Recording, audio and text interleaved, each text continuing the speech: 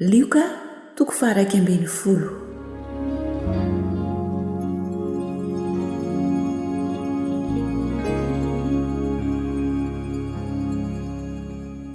Ny nampianaran'i Jesosy ny mpianany hivavaka.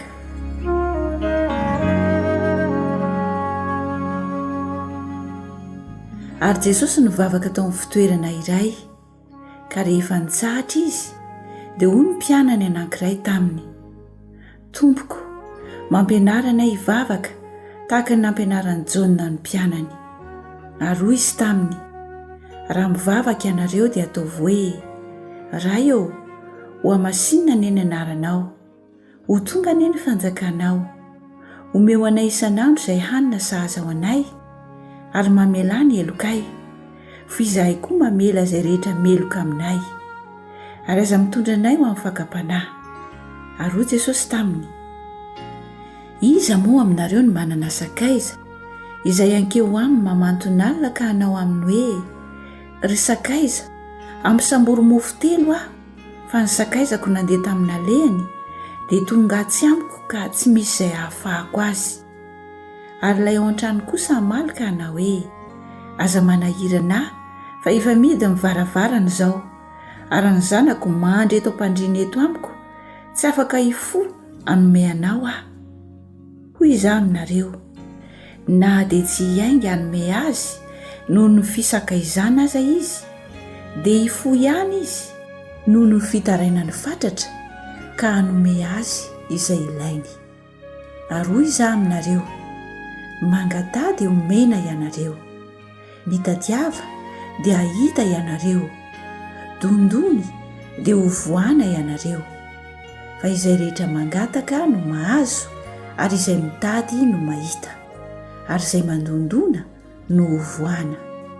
Fa iza moa aminareo izay iray, raha angatahany zanany mofo no hanome azy vato, ary raha angatahany hazan-drano no hanome azy menarana ho solon'ny hazan-drano, ary raha angatahany atody no hanome azy maingoka.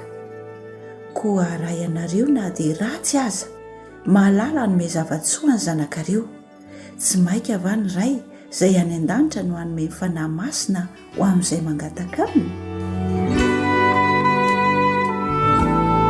Ny nahasitrana Jesosy ny demoniaka anankiray sy ny namaliny ny teny ratsy nataony ny fariseo.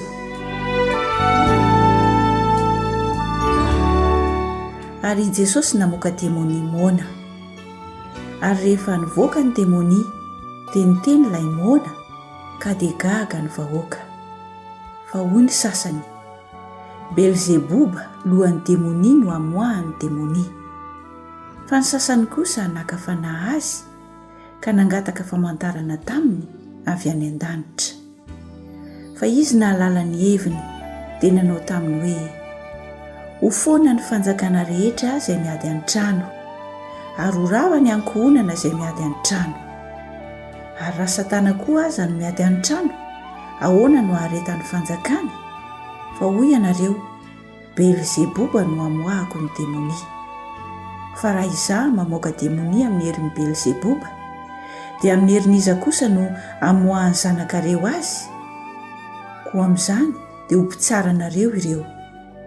Fa raha ny rantsan-tanan'Andriamanitra no amoahako ny demoni, dia tonga aminareo tokoa ny fanjakan'Andriamanitra. Raha ny mahery mivonona amin'ny fiadiny no miaro ny tranony, dia tsy haninona ny fananany.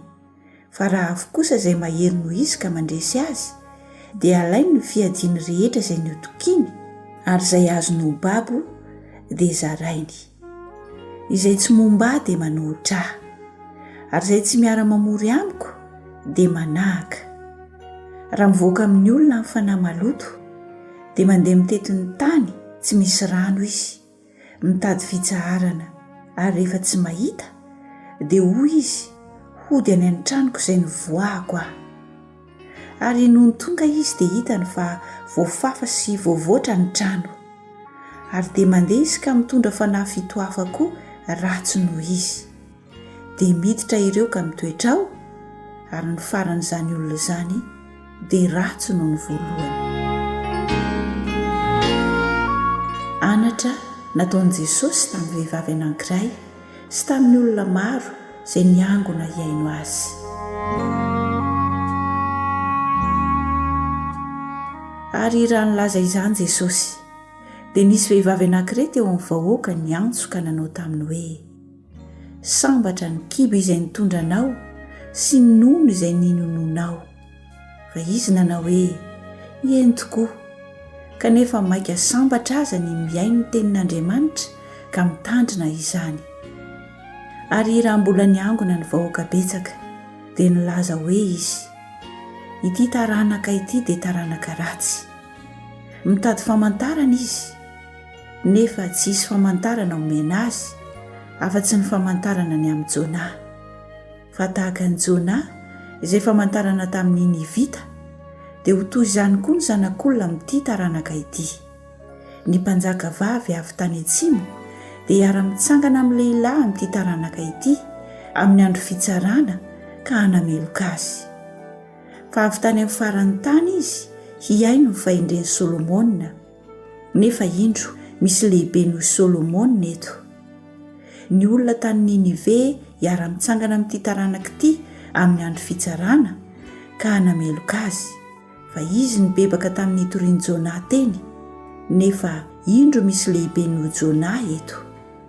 Tsy misy olona mandrehitra jiro ka mametraka azy ao an-davaka na ao ambanin'ny vata famarana, fa apetrany eo amin'ny fanaovan-jiro izy mba ho hitany izay miditra ny mazava. Ny masonao no jiro ny tena, ko raha tsara ny masonao dia mazava ny tenanao rehetra, fa raha ratsy izy dia maizina koa ny tenanao. Koa tandremo fandrao maizina ny mazava izay ao anatinao, ary amin'izany raha mazava ny tenanao rehetra ka tsy misy maizina dia hazava avokoa izy rehetra tahaka ny jiro raha mirehitra tsara ka manazava anao. Ny ninanan'i Jesosy tao an-tranon'ny fariseo anankiray sy ny nilazany ny faharatsian'ny fariseo. Ary raha mbola niteny Jesosy dia nisy fariseo nampiantrano azy hisakafo ao aminy, dia niditra izy ka nipetraka nihinana. Fa gaga ilay fariseo raha nahita fa tsy nisasa izy vao nihinana.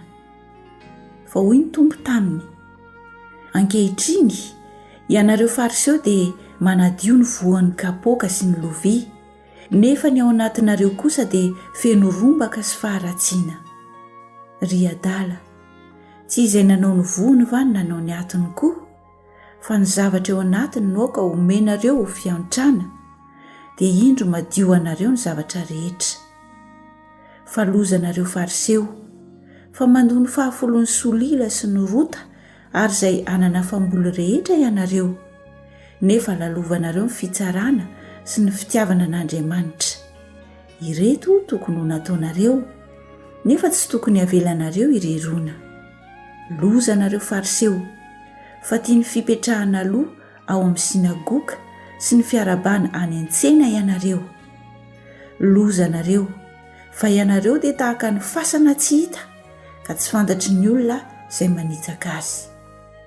Ary ny anankiray tamin'ny mpahalalana namalaka nanao taminy hoe: mpampianatra, raha miteny izany ianao dia manala baraka anay koa. Fa hoy Jesosy: lozanareo mpahalalana koa, fa mampitondra ny olona entana sarotra entiny nareo, nefa tsy manendry izany entana izany akory ianareo, na dia amin'ny rantsan-tananareo iray aza. Lozanareo, fa manao ny rary-vato-pasan'ny mpaminany ianareo, nefa ny razanareo ihany no namono azy. Dia vavolombelona ianareo ka manaiky ny asan'ny razanareo, fa izy no namono azy, ary ianareo kosa manao ny rary-vato-pasany. Koa izany nanambaran'ny fahendren'Andriamanitra hoe: haniraka mpaminany sy apôstôly ho any aminy aho, ka ny sasany hovonoiny ary ny sasany enjehiny, mba hadinina amin'ity taranaka ity ny ranon'ny mpaminany rehetra izay nalatsaka hatramin'ny nanorenana izao tontolo izao, dia hatramin'ny rany Abela ka hatramin'ny rany Zakaria izay nivonoana teo anelanelan'ny alitara sy ny tempoly. Eny, lazaiko aminareo marina tokoa fa adinina amin'ity taranak'ity izany. Lozanareo mpahay-lalàna satria nalainareo ny fanalahidin'ny fahalalàna. Ianareo tsy niditra ary izay te hiditra dia nosakananareo. Ary raha niala teo izy dia noteren'ny mpanoradalàna sy ny fariseo fatratra sady nadiadininy zavatra maro. Dia niendry azy ireo amandriany azy tamin'ny teny naloky ny vavany.